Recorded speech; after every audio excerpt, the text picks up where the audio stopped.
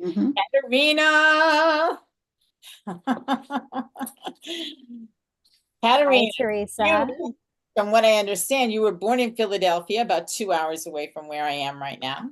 Yes. But you grew up in Athens, Greece. You're a licensed attorney, author, and soon to be Kundalini yoga instructor. Your passions are cooking, writing children's books, and long impromptu walks. Your dream is to help others reawaken the divine wisdom of their bodies.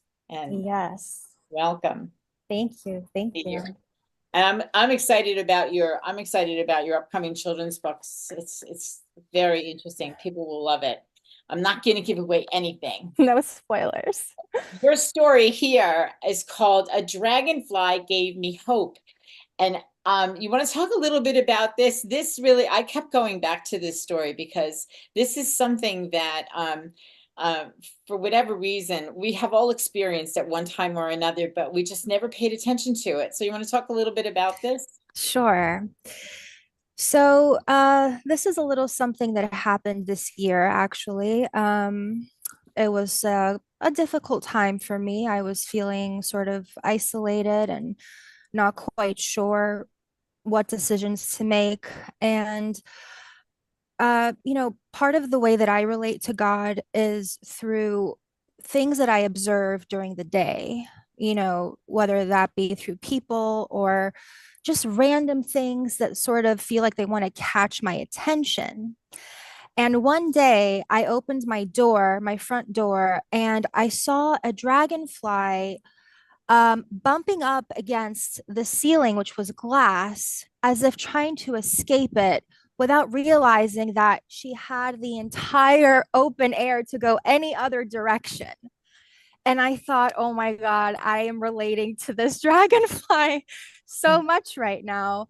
And it hurt me. It actually physically hurt me to see, this animal struggle, where the answer was right there. Mm-hmm. Mm-hmm. And I prayed because it felt personal at this point. And I'm like, I'm going to pray for this dragonfly. And I prayed for a couple of days. And every time I would leave the door, she would still be there. And finally, I just said, you know what? I'm going to stop praying that she finds her way. And I'll just say, whatever it is, it is. I'm just going to, it kind of goes back to how we started today with your serenity prayer Mm-hmm. of knowing what is yours and what isn't. Mm-hmm.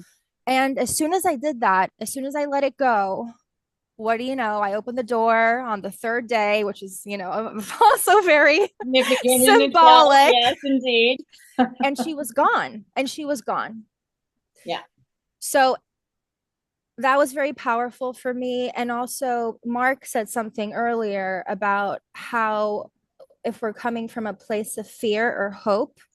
And I realized in the beginning, I was praying out of fear. And towards the end, I just said, I'll just let hope take over. I don't have to fear for this little creature. She'll figure it out. And so I feel like when we pray out of fear, that is very constrictive. That's really limiting God. It's really limiting ourselves. Yeah.